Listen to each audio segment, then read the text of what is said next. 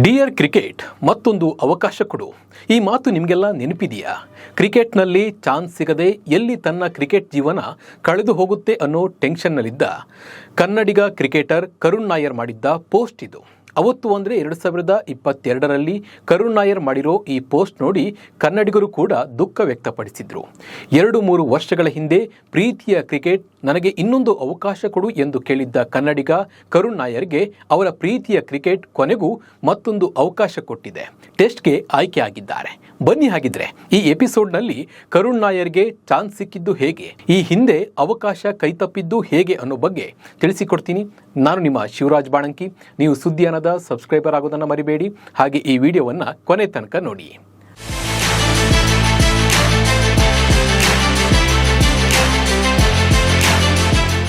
Karun ನಾಯರ್ಗೆ cricket ಹಿಡಿದ ಕೈಯನ್ನ ಬಿಟ್ಟಿತ್ತು. Cricket ಕೈ ಬಿಡ್ತಾ ಇದ್ದಂತೆ ಕರುಣ್ಗೆ ಟೆನ್ಷನ್ ಹೆಚ್ಚಾಗಿತ್ತು. ಚಾನ್ಸ್ ಸಿಗ್ತಾ ಇಲ್ಲ, ನನ್ನ ಕ್ರಿಕೆಟ್ ಲೈಫ್ ಮುಗಿದೇ ಹೋಯ್ತಾ ಅನ್ನೋ ಟೆನ್ಷನ್ ಜೊತೆ ನಾನಾ ಯೋಚನೆಗಳು ಬಂದಿದ್ದು. ಕೊನೆಗೆ ಅವರೇ ಹೇಳಿದಂತೆ ಕ್ರಿಕೆಟ್ ಅವರಿಗೆ ಒಂದು ಅವಕಾಶವನ್ನ ನೀಡಿದೆ. ಮಾರ್ಚ್ 28, 2017ರಂದು ಆಸ್ಟ್ರೇಲಿಯಾ ವಿರುದ್ಧ ಭಾರತ ತಂಡಕ್ಕಾಗಿ ಆಡಿದ ಕರುಣ್ ನಾಯರ್ ಅಜಿಂಕ್ಯ ರಹಾನೆ ಬಂದಿದ್ದರಿಂದ ಸ್ಥಾನ ಕಳೆದುಕೊಂಡಿದ್ರು. ವೀರೇಂದ್ರ ಸೆಹ್ವಾಗ್ ಬಳಿಕ ಭಾರತ ತಂಡಕ್ಕಾಗಿ ತ್ರಿಶತಕ ಗಳಿಸಿದ ಕರುಣ್ ನಾಯರ್ ಅವರನ್ನು ಬಿಸಿಸಿಐ ಕಡೆಗಣಿಸುತ್ತಲೇ ಬಂದಿತ್ತು. ಕರ್ನಾಟಕ ತಂಡಕ್ಕಾಗಿ ಆಡ್ತಾ ಇದ್ದ ಅವರ ಫಾರ್ಮ್ ಕೂಡ ಕಳೆದುಕೊಂಡ್ರು. ಕರ್ನಾಟಕ ಕೂಡ ಅವರನ್ನು ರಣಜಿ ತಂಡದಿಂದ ಕೈಬಿಟ್ಟಿತ್ತು. ತಮ್ಮ ಕ್ರಿಕೆಟ್ ಜೀವನವೇ ಮುಗಿದು ಹೋಯಿತು ಎನ್ನುವ ಹಂತದಲ್ಲಿದ್ದ ಕರುಣ್ ನಾಯರ್ 2022ರಲ್ಲಿ ಹತಾಶೆಯಿಂದ ಕ್ರಿಕೆಟ್ ನನಗೆ ಇನ್ನೊಂದು ಅವಕಾಶ ಕೊಡು ಎಂದು ಟ್ವೀಟ್ ಮಾಡಿದ್ರು. ತನ್ನ ಕದರ್ ತೋರಿಸಿದ ಕರುಣ್ ನಾಯರ್ ಕರ್ನಾಟಕ ಕ್ರಿಕೆಟ್ ತಂಡದಲ್ಲಿ ಅವಕಾಶ ಕಳೆದುಕೊಂಡ ಬಳಿಕ 2023ರಲ್ಲಿ ವಿದರ್ಭ ತಂಡವನ್ನು ಸೇರಿಕೊಂಡರು. ಅವಕಾಶ ಸಿಗಲಿಲ್ಲ ಅಂತ ಕೊರಗುತ್ತಾ ಕೂರಲಿಲ್ಲ. ತಮ್ಮ ಆಟವನ್ನು ಸುಧಾರಿಸಿಕೊಂಡರು. ಎಡಬಿಡದೆ ಅಭ್ಯಾಸ ನಡೆಸಿದ್ರು. ಬಳಿಕ ನಡೆದಿದ್ದು ಇತಿಹಾಸ. ದೇಶೀಯ ಕ್ರಿಕೆಟ್ನಲ್ಲಿ ಹಲವು ದಾಖಲೆಗಳನ್ನು ಬರೆದ ಇವರು ಇಂಗ್ಲೆಂಡ್ನಲ್ಲಿ ಕೂಡ ಕೌಂಟಿ ಕ್ರಿಕೆಟ್ ಕೂಡ ಆಡಿದ್ರು. ದೇಶೀಯ ಕ್ರಿಕೆಟ್ನ ಮೊದಲ ಸೀಸನ್ನಲ್ಲಿ ಇವರು ಫಾರ್ಮ್ಗೆ ಮರಳಿದ್ರು.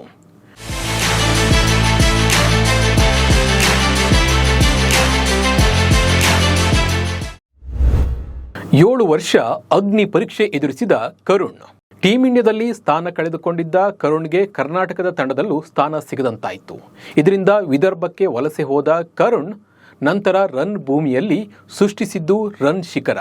ಒಂದಲ್ಲ ಎರಡಲ್ಲ, ರಣಜಿ ಟೂರ್ನಿ, ವಿಜಯ್ ಹಜಾರೆ, ಮುಸ್ತಾಕ್ ಅಲಿ ಟೂರ್ನಿಯಲ್ಲಿ ರನ್ ಹೊಳೆಯನ್ನೇ ಕರುಣ್ ನಾಯರ್ ಹರಿಸಿದ್ರು.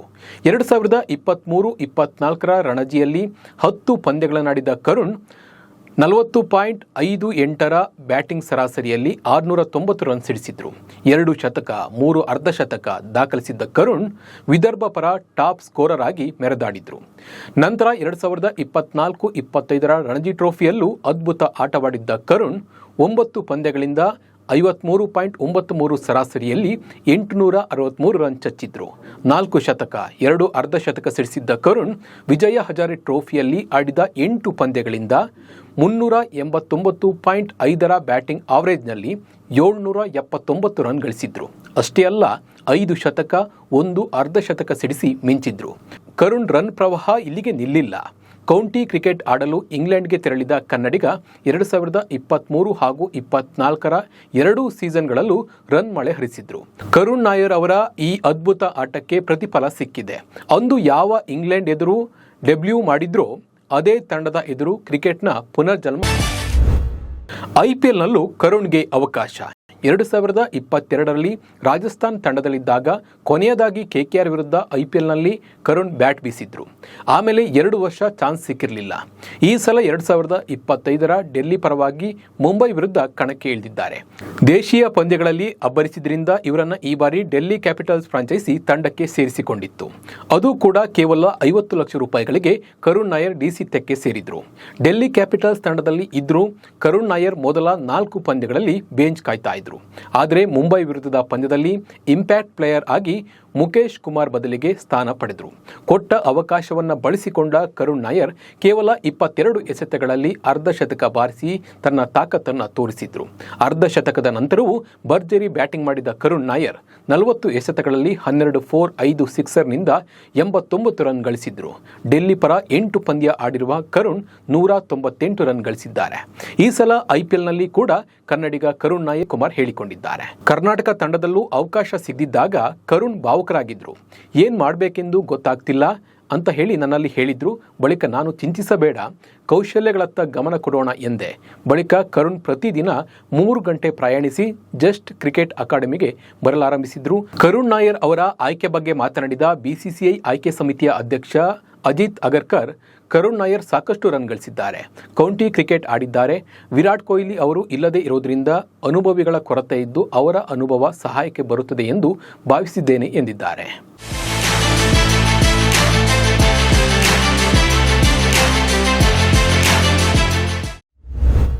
ಕೊನೆಗೂ ಮೌನ ಮುರಿದ ಕರುಣ್ ನಾಯರ್. 8 ವರ್ಷಗಳ ನಂತರ ಭಾರತ ತಂಡಕ್ಕೆ ಮರಳಿರುವ ಬಗ್ಗೆ ಕನ್ನಡಿಗ ಕರುಣ್ ನಾಯರ್ ಸಂತಸ ವ್ಯಕ್ತಪಡಿಸಿದ್ದಾರೆ. 2024-25 ದೇಶೀಯ ಸೀಸನ್ನಲ್ಲಿ ಉತ್ತಮ ರನ್ ಗಳಿಸಿದ್ರಿಂದ ತನಗೆ ಈ ಅವಕಾಶ ಸಿಕ್ಕಿದೆ ಎಂದು ಹೇಳಿದ್ದಾರೆ. ತಂಡಕ್ಕೆ ಮರಳಿರುವುದು ಕೃತಜ್ಞತೆ, ಸಂತೋಷ ಮತ್ತು ಹೆಮ್ಮೆ ತಂದಿದೆ. ನಿಮ್ಮೆಲ್ಲರಿಗೂ ಹೇಗೆ ತಿಳಿಯಿತೋ ನನಗೂ ಹಾಗೆ ತಿಳಿಯಿತು. ನಾನು ಈ ಕರೆಗಾಗಿ ಕಾತರದಿಂದ ಕಾಯ್ತಾ ಇದ್ದೆ. ಆಪ್ತರಿಂದ ಸಾಕಷ್ಟು ಸಂದೇಶಗಳ ಬಂದವು ಅಂತ ಹೇಳಿ ಅವರು ತಿಳಿಸಿದ್ದಾರೆ. ಇನ್ನು ಕರುಣ್ ನಾಯರ್ ಅವರು ಕಳೆದ 1.5 ವರ್ಷದಿಂದ ದೇಶೀಯ ಕ್ರಿಕೆಟ್ನಲ್ಲಿ ಸತತವಾಗಿ ಉತ್ತಮ ಪ್ರದರ್ಶನ ನೀಡಿದ್ದಾರೆ. ಇದರಿಂದಾಗಿ ಆಯ್ಕೆಗಾರರು ಅವರನ್ನು ಮತ್ತೆ ತಂಡಕ್ಕೆ ಸೇರಿಸಿಕೊಳ್ಳುವಂತೆ ಮಾಡಿದೆ. ಒಟ್ಟಲ್ಲಿ ಕರುಣ್ ನಾಯರ್ ಅವರ ಕಠಿಣ ಪರಿಶ್ರಮಕ್ಕೆ ತಕ್ಕ ಪ್ರತಿಫಲ ಸಿಕ್ಕಿದೆ. ಸೀನಿಯರ್ ತಂಡದಲ್ಲೂ ಸ್ಥಾನ ಪಡೆದಿದ್ದು ಆಡಲು ಸಿದ್ಧರಾಗಿದ್ದಾರೆ. ಹಿರಿಯ ಆಟಗಾರರಾದ ರೋಹಿತ್ ಶರ್ಮಾ ಮತ್ತು ವಿರಾಟ್ ಕೊಹ್ಲಿ ಅವರು ಟೆಸ್ಟ್ ಕ್ರಿಕೆಟ್ಗೆ ನಿವೃತ್ತಿ ಹೇಳಿರುವುದು ಯುವ ಆಟಗಾರರಿಗೆ ತಮ್ಮ ಸಾಮರ್ಥ್ಯ ಸಾಬೀತುಪಡಿಸಲು ಉತ್ತಮ ಅವಕಾಶ ಸಿಕ್ಕಿದೆ.